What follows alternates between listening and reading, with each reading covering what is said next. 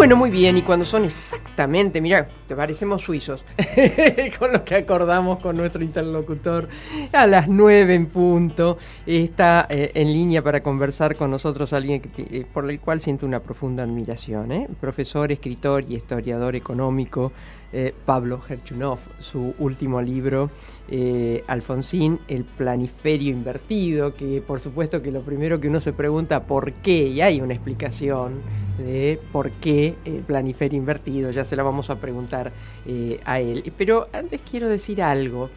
Alguien al cual admiré profundamente, José Sensabela, lo tenía como un referente, ¿no? Y más de una vez me acercó allá lejos y hace tiempo algún libro y me decía, con la humildad, ¿no? Me parece que podrías leer, y era un libro de Pablo Gerchunov. Buen día, Pablo, ¿cómo andamos?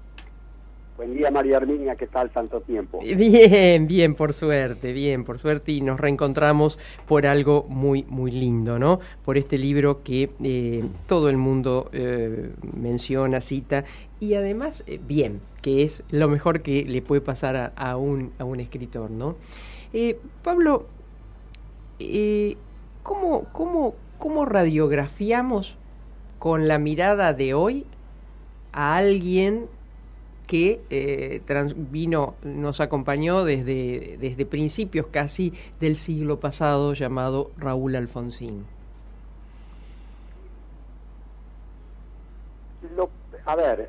Lo que yo hago en el libro es colocarlo a Alfonsín en la historia. Uh-huh. Esto es, que la radiografía que por lo menos yo hago desde hoy es la de un hombre que nos acompañó intensamente en momentos muy importantes de la vida argentina, pero que no está aquí entre nosotros para darnos soluciones a los problemas del presente, ni siquiera para comprender completamente la agenda de hoy. ¿Y por qué me parece importante decir esto? Y por eso yo escribo una biografía. Me parece importante porque yo noto que hay mucha gente, no solo dentro del radicalismo, sino dentro del sistema político en general, que busca en la vida de Alfonsín soluciones para hoy. Como si buscara en la vida, digamos, de Sarmiento o de Roca o de quien quiera, soluciones para hoy. Uh-huh. Yo creo que él no nos puede dar soluciones.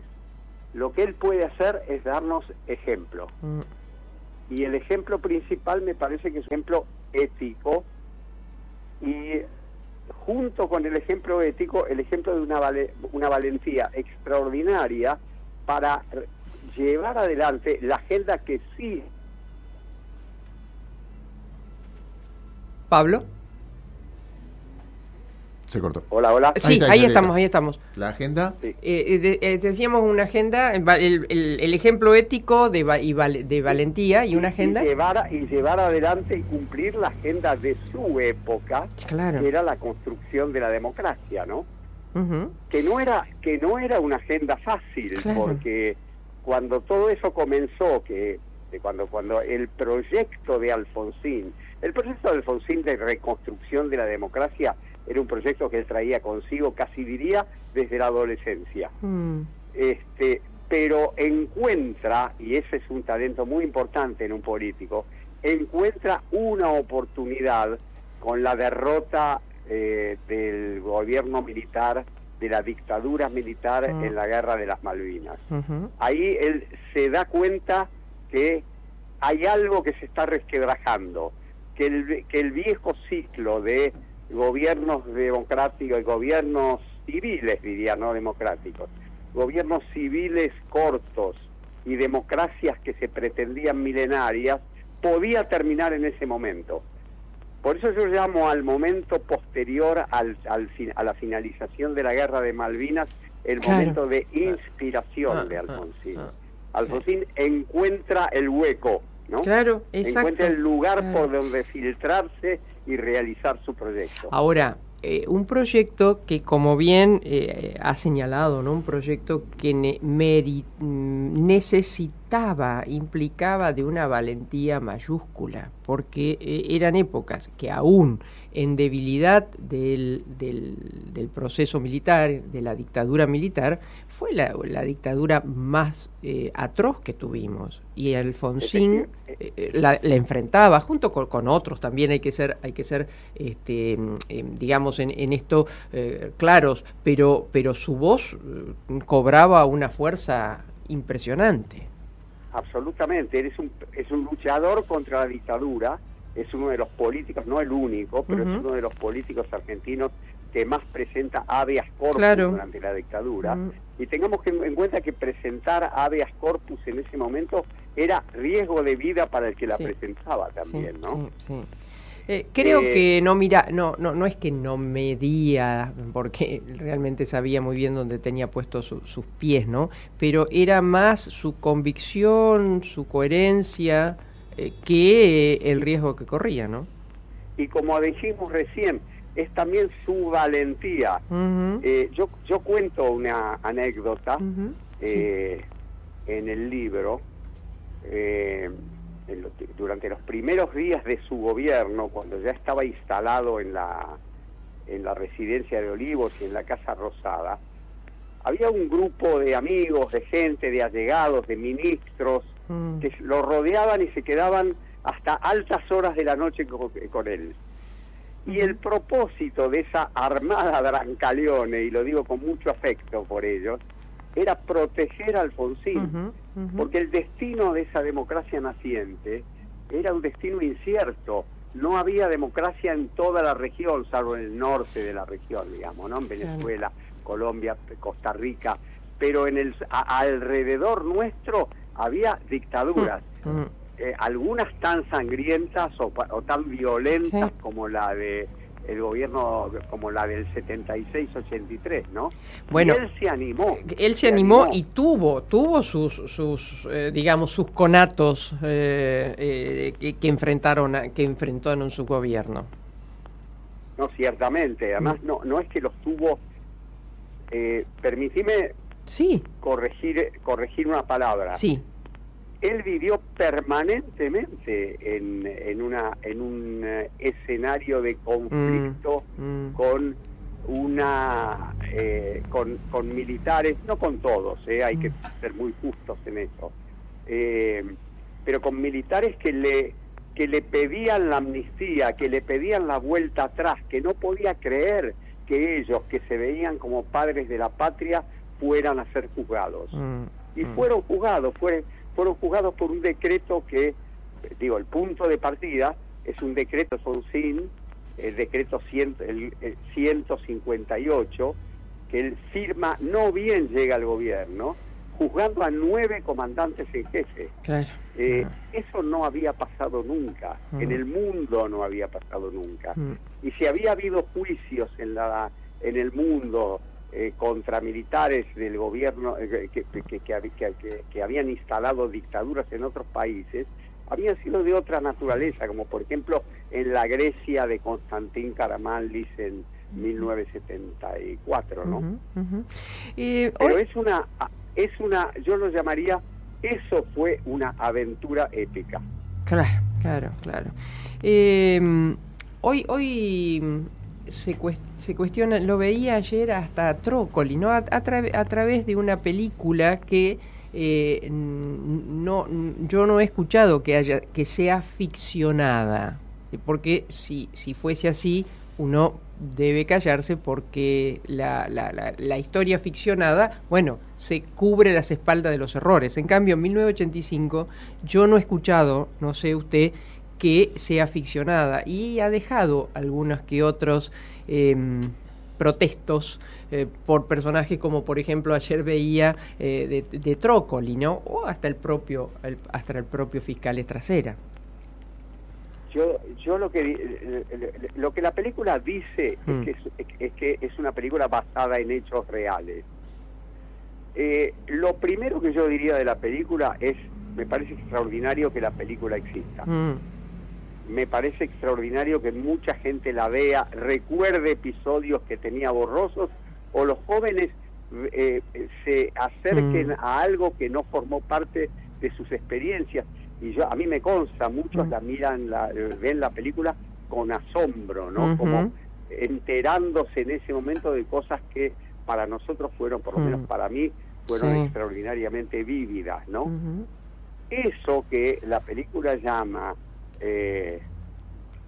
califica como basada en hechos reales, efectivamente, para que la película termine de ser aún más buena de lo que es, yo creo que debió haberle dado lugar a la iniciativa política que permite el coraje individual de Strasera. Y la iniciativa política que permite ese coraje individual, porque el punto es que la película presenta la historia de un héroe individual, ¿no es verdad? Claro. Acompañado de alguna gente, pero de un héroe individual. La condición sine qua non, la condición necesaria para que Strasera pudiera hacer su trabajo, el juicio a las juntas, fue la decisión de Alfonsín de mandar a juicio a los 9 comandantes. ¿No? Sí. Bueno, vamos por suerte avanzando seguramente, tal vez, dado que se dio este primer paso y no menor, como bien señala, bueno, haya otros pasos en donde de alguna manera corrijan estas imprecisiones. Alfonsín, usted lo cuenta muy bien, era un hombre campechano porque nació en un pueblo chico, en su Chascomús. Era un hombre formado entre, como muchos en esta Argentina, especialmente del interior, que fueron formados entre la fe de una mamá, a veces de un papá, pero en general de una mamá, y la fe en el trabajo, y a destajo muchas veces del papá. Medianamente esa síntesis fue la de Alfonsín, ¿no? Alfonsín es eso. Alfonsín es un hombre de una pequeña ciudad agraria, por otra parte, de una ciudad agraria rodeada de un campo que no es el más fértil de la pampa húmeda, ¿no? Pero aún él, un hombre que siempre defendió el rol del sector agropecuario en el progreso argentino. Esto a mí me consta personalmente. Él por ejemplo, él renegaba durante su gobierno contra las retenciones al agro. Decía, ¿no se puede resolver la cuestión fiscal de otro modo? Eso era una constante en él. Y como hombre de Chascomús, era también primero un conservador de costumbres. La fe de la madre era una fe progresista, ella era una cristiana progresista, pero también lo había imbuido de de un conservadorismo de costumbres que, ¿sabes dónde se nota, María Herminia? No. Se nota muy claramente en la decisión de enviar el proyecto de ley de divorcio al Congreso. Claro.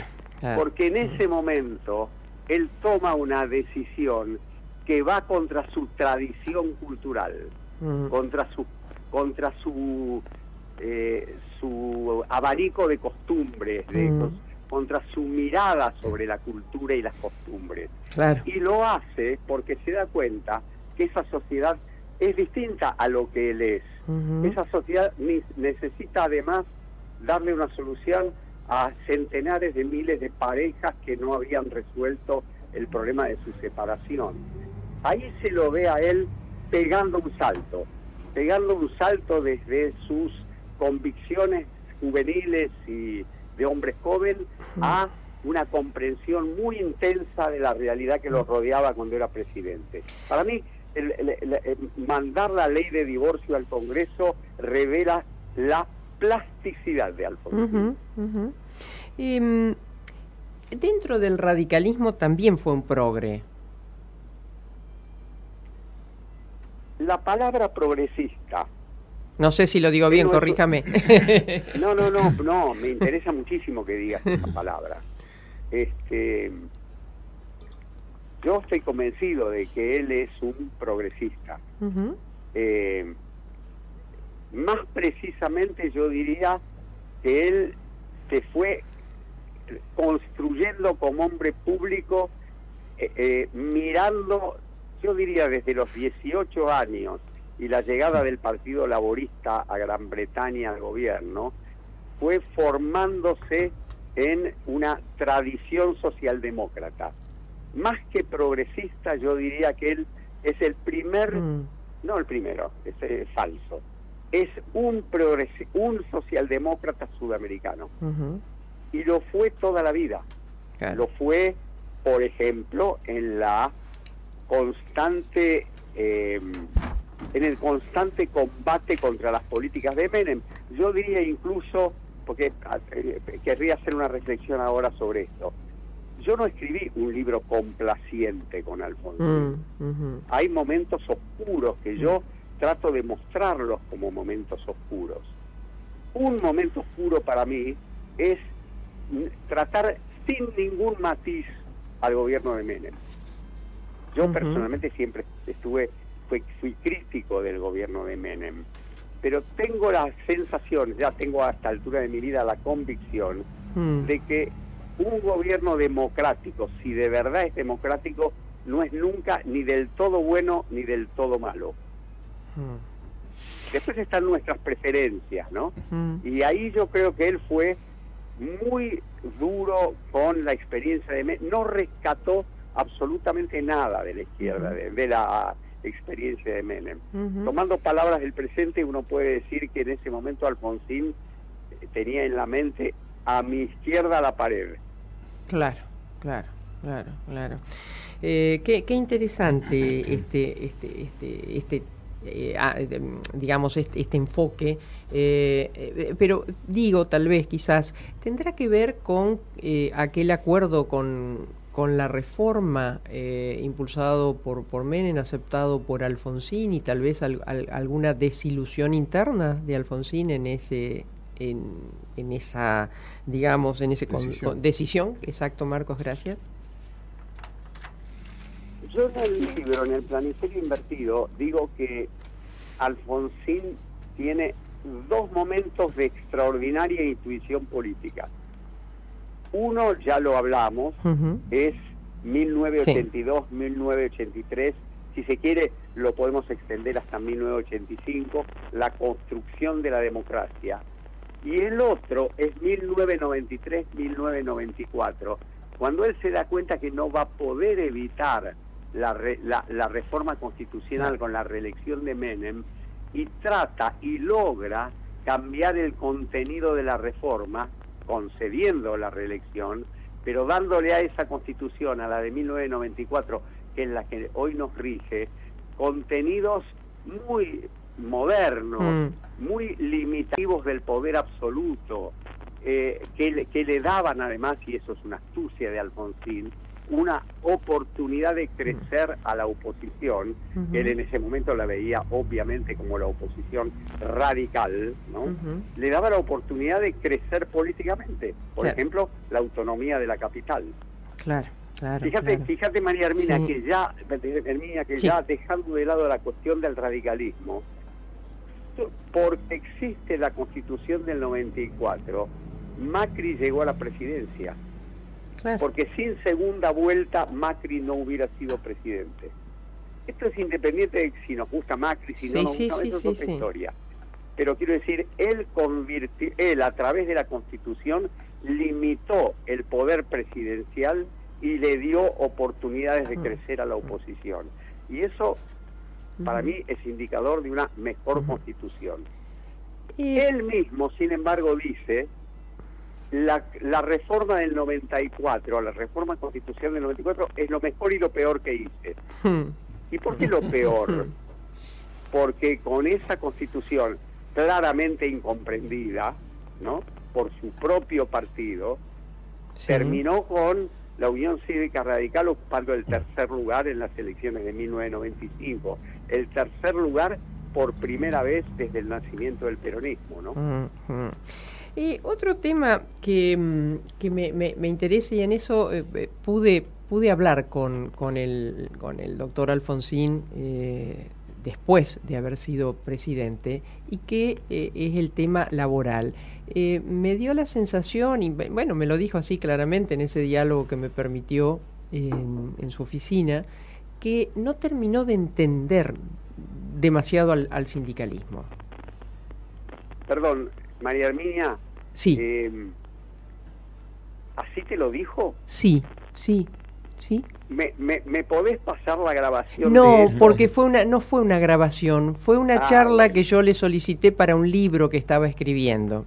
Y que fue un Alfonsín fantástico, con un cariño descarnado. Y después apareció que habíamos quedado, ahí sí, en una nueva reunión ya para grabar, y Margarita Ronco, no sé por qué, algo no le gustó y me echó frito. Es la verdad de la historia, no tengo otra. Está bien, pero vos, sí. ¿sabés por qué te digo? Sí. Porque es exactamente lo que yo creo. Mira. Es que el Alfonsín de Chascomús, vuelvo a eso, sí. El Alfonsín más pueblerino, más agrario, siempre estuvo alejado del mundo urbano y del mundo del trabajo urbano y del mundo de los representantes sindicales de ese trabajo urbano. Alfonsín, para Alfonsín ese mundo fue un misterio, y creo que un indicador de que él no acertó con una política sindical. Mirá lo importante que es eso. Él había hablado de pacto militar sindical. No acertar con la cuestión sindical fue muy importante, ¿no? Él tuvo, quiero decir, como indicador, tuvo 5 ministros de trabajo en 5 años y medio, y no hubo ningún fallecimiento en el medio, como sí lo hubo en el Ministerio de Defensa, ¿no? Claro. Eso para mí indica que Alfonsín no terminó nunca de comprender el mundo del trabajo urbano y el mundo de sus representantes gremiales. Sí. Bueno, es exactamente lo que él me dijo, ¿no? Que lo tomaba como un déficit de su gobierno. Yo le consulté además por ese encuentro que siempre fue negado antes de asumir con sindicalistas de primer nivel. Ahí solo tal vez hubo promesas de partes que algunos cumplieron y otros no, y ahí solo se le invitó a sonreír y me cambió de tema. Yo guardo para mí que eso por supuesto que existió, pero bueno, son códigos, ¿no? Al principio usted lo dijo, o sea, no podemos medir a un Alfonsín con las necesidades de hoy, no podemos trasladarlo, claro, sería contrafáctico y ver qué pensaría Alfonsín sobre la coalición en donde su partido está inserta, ¿no? Así es. Por lo tanto, lo eximo de que me lo diga a través de los ojos de Alfonsín, pero tal vez su propia vida y conocimiento lo llevan a que usted pueda opinar al respecto. No. Yo solo puedo decir algo. Sí. Porque en este problema de los contrafactuales uno siempre filtra su propia opinión, y yo quiero evitar filtrar mi opinión, ¿no? Porque la pregunta es qué hubiera hecho Alfonsín frente a la coalición que hoy integra el radicalismo. Yo lo que sí puedo decir es que Alfonsín era muy leal a su partido.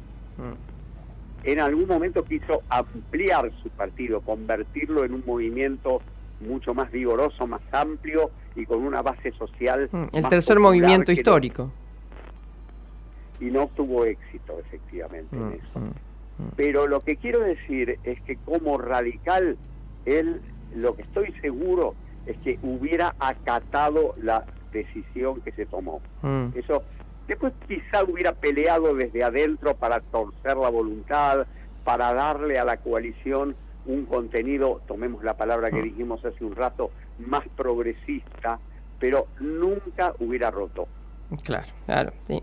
Las batallas se dan por dentro, eso es de la vieja escuela de la política argentina, ¿no? Exactamente, perdí esta batalla, voy a la siguiente, pero no me retiro de la escena. Es así. Le quiero preguntar, porque bueno, yo lo leí, pero mucha de nuestra audiencia que llegan muchos mensajes, que van a buscar su libro, otros ya lo tienen y disfrutan de esta charla, es el porqué del título, ¿no? el porqué de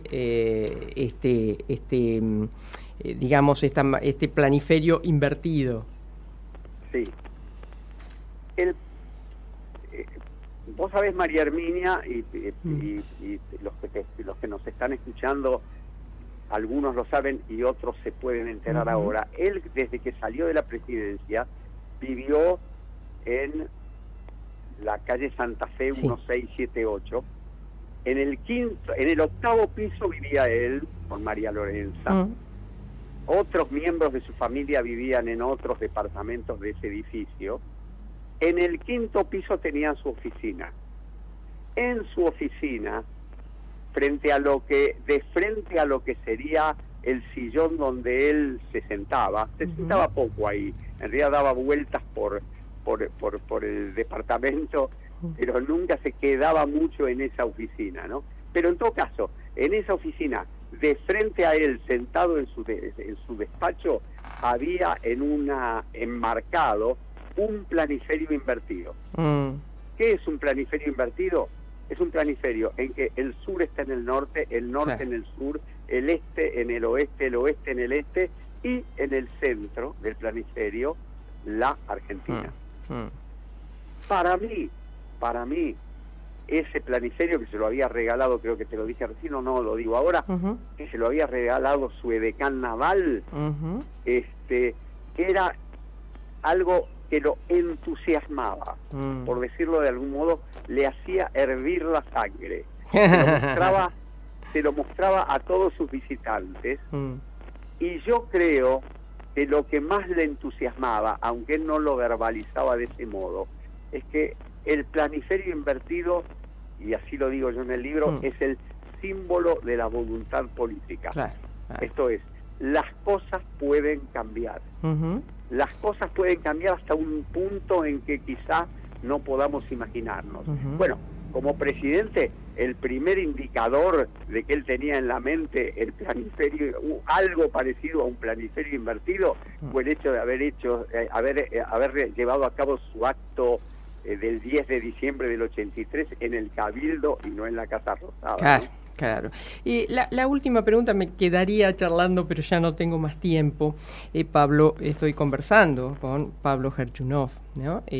Profesor, escritor, historiador, y un placer poder conversar con él. ¿Y usted lo trató hasta el final? Esa es una pregunta muy importante que a veces yo lo dejo pasar. Que gente que me entrevista no me pregunta sobre cuán cerca, o da por sentado una cercanía muy estrecha mía con Alfonsín. Y eso no es verdad. Eso no es verdad.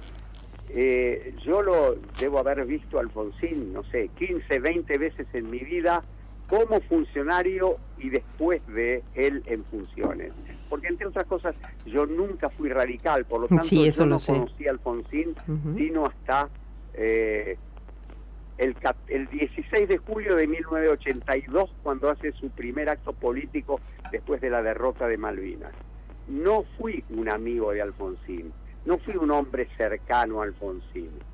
Tengo una cercanía afectiva a Alfonsín, y como toda biografía, si quiere estar bien hecha, tiene que tomar un poco de distancia de ese afecto, ¿no es verdad? Ahora, también creo que eso da una oportunidad. Es decir, conocer a alguien, pero no conocerlo tan de cerca, quizá facilite escribir una biografía. O por lo menos es lo que yo me digo a mí mismo para tratar de justificarme.